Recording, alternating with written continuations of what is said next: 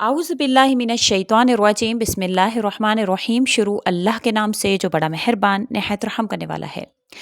अस्सलामु अलैकुम, मेरा नाम मोमिना मेहरबान है और आप मेरा यूट्यूब चैनल पीरे कामिल देख रहे हैं।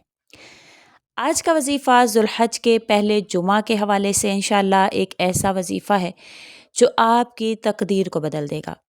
बेशक जुमा के दिन एक ऐसी घड़ी होती है कि जब कोई मोमिन इंसान अल्लाह से मांगता है तो अल्लाह ताला उसको ज़रूर अता फ़रमाते हैं, यानी कि वो कबूलियत की घड़ी होती है। हर इंसान चाहता है कि उसको ज़िंदगी में हर वो नेमत हासिल हो जिसकी वो तमन्ना करता है। बेशक अल्लाह करीम का वादा है, अल्लाह ताला ने फरमाया है कि कुछ लोग दुनिया में ऐसे भी हैं कि जिनको मैं दुनिया में भी खूब अता फ़रमाऊँगा और आखिरत में भी उनको खूब अता फ़रमाऊँगा।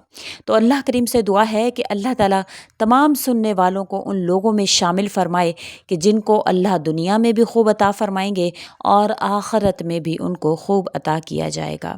बेशक वो जन्नतुल फिरदौस के आला मुकाम में होंगे। आज का वजीफ़ा ऐसे ही लोगों के हवाले से है। ये सिर्फ़ और सिर्फ एक तस्बीह पर मुश्तमिल है।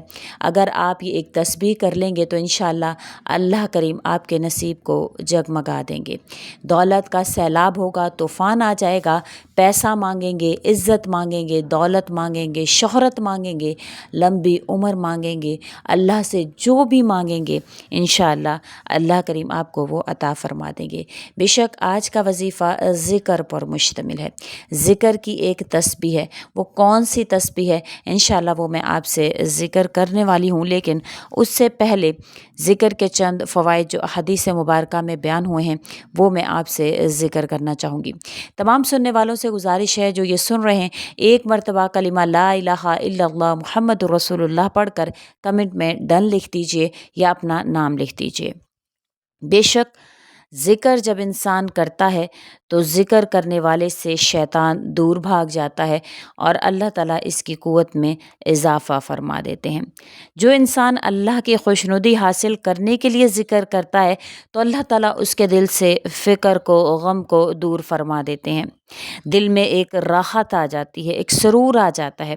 बदन और दिल को अल्लाह ताला क़ुव्वत अता फ़रमाते हैं। अक्सर आपने देखा होगा कि कुछ लोगों के चेहरे पर बड़ा नूर होता है। जो अल्लाह का ज़िक्र करते हैं अल्लाह ताला उनके चेहरे को मुनव्वर फ़रमा देते हैं। बेशक जो ज़िक्र है वो रिज़्क़ को खींच कर लाता है।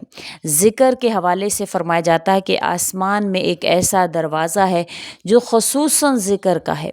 जब कोई इंसान ज़िक्र करता है तो वो दरवाज़ा उसकी तरफ खोल दिया जाता है। ज़िक्र करने वाले को अल्लाह ताला ऐसा रोबदार बना देते हैं कि लोगों के दिल में उसकी मोहब्बत पैदा हो जाती है। और जब इंसान की मोहब्बत अल्लाह ताला इंसानों के दिलों में पैदा फ़रमाते हैं तो अल्लाह ताला ख़ुद भी उससे मोहब्बत फ़रमाते हैं और फ़रिश्तों से भी कहा जाता है कि इस इंसान से मोहब्बत करो। ज़िक्र जो है इंसान जो भी करता है उसको मुराकबा नसीब होता है, यानी कि वो ये सोचने पर मजबूर होता है कि मेरा आज का दिन कैसा गुज़रा, क्या मैंने नेकियों में गुज़ारा या मैंने बदी में गुज़ार दिया। बेशक जो ज़िक्र है इससे अल्लाह ताला की तरफ रजू पैदा होता है और धीरे धीरे आहिस्ता आहिस्ता ये नौबत पैदा हो जाती है कि उसका तमाम तर जो महवर होता है वो अल्लाह की ज़ात बन जाती है। हर मुसीबत में वो अल्लाह की तरफ ही मुतवज्जे होता है, अल्लाह का कुर्ब उसको नसीब होता है।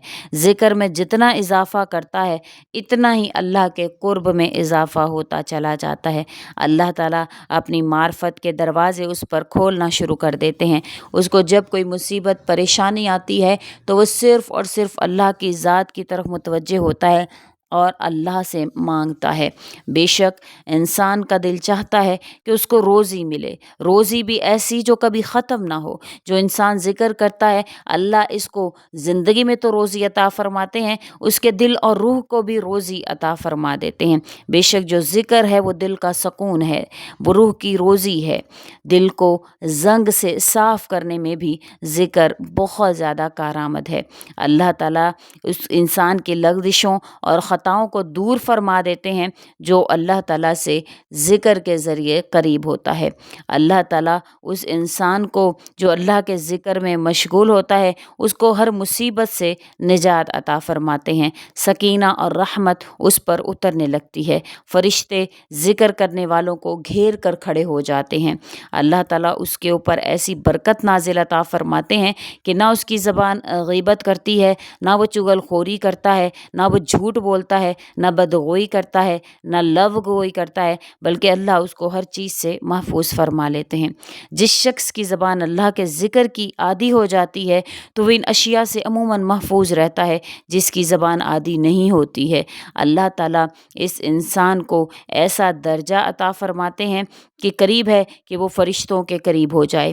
قیامت کے دن حسرت سے یہ انسان محفوظ رہے گا۔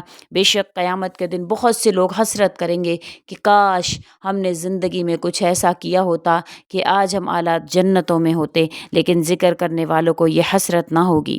ذکر کے ساتھ اگر تنہائی کا رونا بھی نصیب ہو جائے تو قیامت کے دن کی تپش اور گرمی، جبکہ ہر شخص میدان حشر میں بلبلا رہا ہوگا مگر یہ ذکر کرنے والا شخص عرش کے سایہ میں ہوگا۔ اللہ تعالیٰ سے وہ تمام تر چیزیں ذکر کرنے والا پا لیتا ہے جو اس کے دل میں ہوتی ہیں، اس کو زبان سے ادا کرنے کی بھی ضرورت نہیں رہتی ہے۔ اللہ تعالیٰ اس کی وہ دعائیں جو وہ دل میں رکھتا ہے اللہ تعالیٰ اس کو بھی قبول فرما لیتے ہیں۔ بے شک حدیث میں آتا ہے، ارشاد نقل کیا گیا ہے کہ جس شخص کو میرے ذکر نے دعا سے روک دیا اس کو میں دعائیں مانگنے والوں سے افضل عطا فرماتا ہوں۔ باوجود ان لوگوں کے جو لمبی لمبی عبادتیں کرتے ہیں، اپنے اعضاء کو تھکا لیتے ہیں، لیکن ان کو وہ چیزیں نصیب نہیں ہوتی جو ذکر کرنے والوں کو ذکر کرنے کی وجہ سے نصیب ہوتی ہیں۔ اللہ کا ذکر جنت کے پودے ہیں۔ آپ صلی اللہ علیہ وسلم کی ایک حدیث مبارکہ ہے جو آج کا وظیفہ ہے۔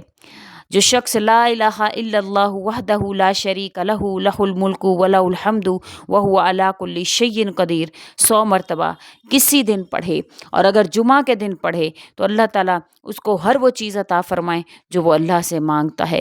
اس کے بدلے میں اس کو 10 غلام آزاد کرنے کا ثواب ملتا ہے، اس کو 100 نیکیاں لکھ دی جاتی ہیں، اس کی 100 برائیاں معاف کر دی جاتی ہیں، شام تک شیطان سے محفوظ رہتا ہے، اور کوئی دوسرا شخص اس سے افضل نہیں ہو سکتا مگر وہ شخص کے جو اس سے زیادہ عمل کرے، یعنی جو اس سے زیادہ پڑھے۔ اگر آپ ایک تسبیح، صرف اور صرف ایک تسبیح آپ اس کلمے کی، یعنی یہ کلمہ جو ہے، یہ کلمہ چوتھا کلمہ کہلاتا ہے، لا الہ الا اللہ وحدہ لا شریک لہ لہ الملک ولہ الحمد وہو علی کل شیء قدیر۔ اس کی آپ نے ایک تسبیح کرنی ہے۔ حدیث مبارکہ میں یہ وارد ہوا ہے کہ جو بھی انشاءاللہ اس کو پڑھے گا اللہ تعالیٰ اس ذکر کی بدولت سے اس کو امن نصیب فرمائیں گے، دولت نصیب فرمائیں گے، اس کی پریشانیوں کو ختم فرمائیں گے۔ وہ جو اللہ سے مانگے گا اللہ تعالیٰ اس کو عطا فرما دیں گے انشاءاللہ۔ اگر آپ چاہتے ہیں آپ کا نصیب چمک جائے، چمک اٹھے، دمک اٹھے، تو آپ یہ وظیفہ لازمی کریں، ایک تسبیح، صرف اور صرف ایک تسبیح۔ اسی کے ساتھ اجازت چاہوں گی، اللہ حافظ۔